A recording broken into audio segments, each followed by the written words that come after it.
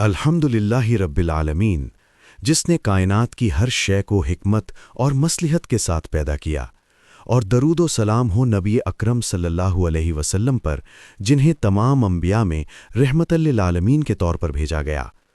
آج ہم آپ کو لے چلیں گے ایک ایسے سفر پر جہاں ہم دیکھیں گے کہ اللہ تعالیٰ نے اپنے محبوب صلی اللہ علیہ وسلم کو بچپن سے ہی ہر قسم کے نقصان، شر اور شیطانی اثرات سے محفوظ فرمایا، اور ہر لمحے دل اور روح کو نبوت کی عظیم ذمہ داری کے لیے تیار کیا۔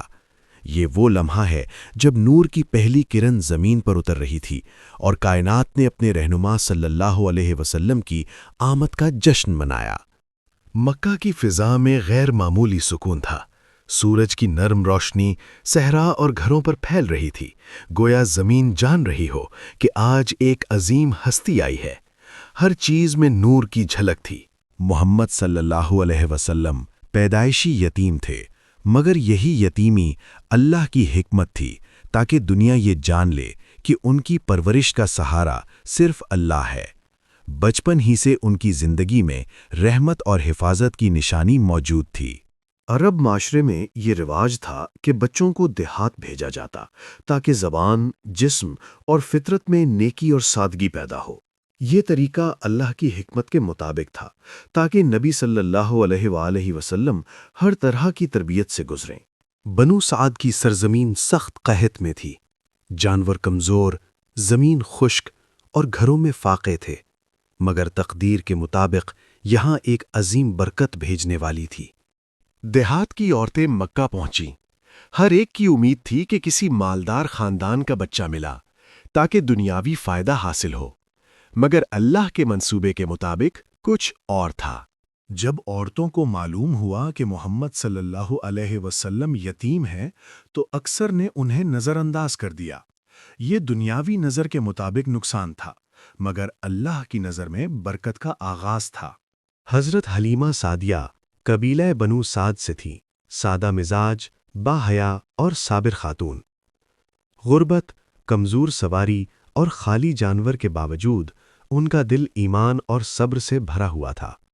یہی وہ صفات تھیں جن کی وجہ سے اللہ نے انہیں اپنے محبوب صلی اللہ علیہ وسلم کی رضات کے لیے منتخب کیا۔ جب حضرت حلیمہ کو کوئی بچہ نہ ملا تو انہوں نے سوچا کہ خالی واپس جانا مناسب نہیں، شاید اللہ اسی یتیم بچے میں برکت رکھتا ہو، اور واقعی ایسا ہی ہوا۔ حضرت حلیمہ رضی اللہ عنہا نے نبی صلی اللہ علیہ وسلم کو گود میں لیا۔ جیسے ہی بچہ ان کی گود میں آیا، روشنی اور سکون کا احساس ہوا، گویا ہر چیز میں اللہ کی رحمت نظر آئی۔ کمزور اونٹنی اچانک طاقتور اور تیز ہو گئی۔ قافلے کے لوگ حیران رہ گئے۔ یہ اللہ کی خاص نشانی تھی کہ یہ بچہ عام نہیں بلکہ رحمت کا پیغام ہے۔ گھر پہنچتے ہی سوکھی اونٹنی کے دھن دودھ سے بھر گئے اور بچے سیر ہو کر دودھ پیا۔ یہ وہ پہلا معجزہ تھا جو حضرت حلیمہ نے محسوس کیا۔ جو علاقہ کل تک قحط زدہ تھا، اب سبز و شاداب ہونے لگا۔ لوگ حیران تھے کہ یہ تبدیلی کیسے ممکن ہوئی۔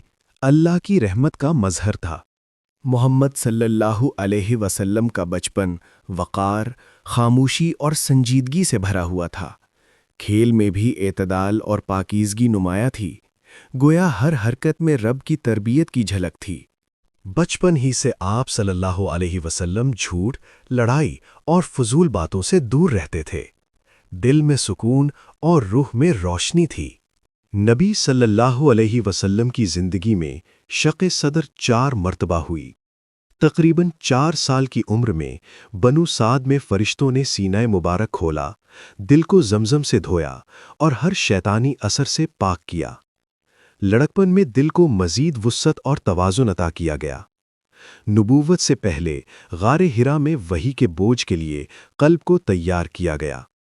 شب معراج دل کو ایمان، نور اور حکمت سے بھر دیا گیا۔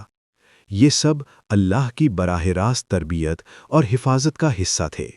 یہ واقعات نبی صلی اللہ علیہ وسلم کے دل کو غیر معمولی سکون، حکمت اور برداشت عطا کرتے رہے۔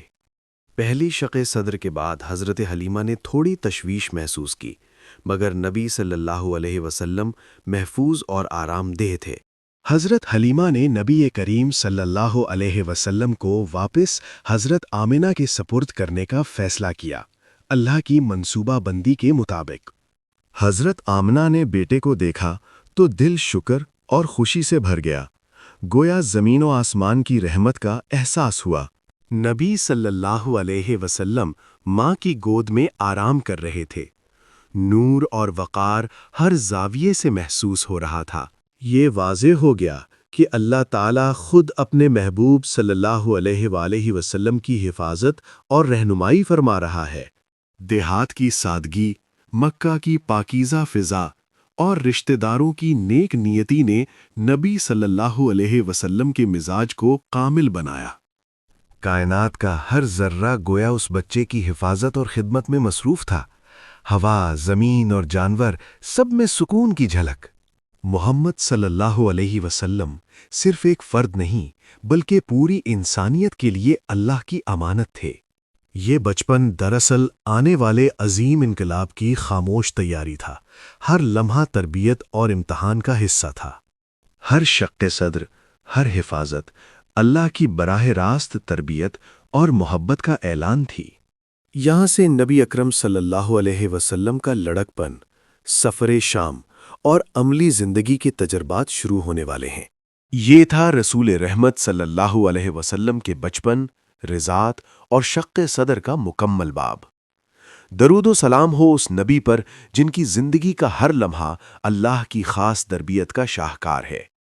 حضرات سامعین، اگر آپ کو یہ ویڈیو پسند آئی ہو تو ہمارے چینل RS انفو سٹوریز کو لائک، سبسکرائب اور اپنے پیاروں اور دوستوں کے ساتھ شیئر کریں۔ شکریہ، خدا حافظ۔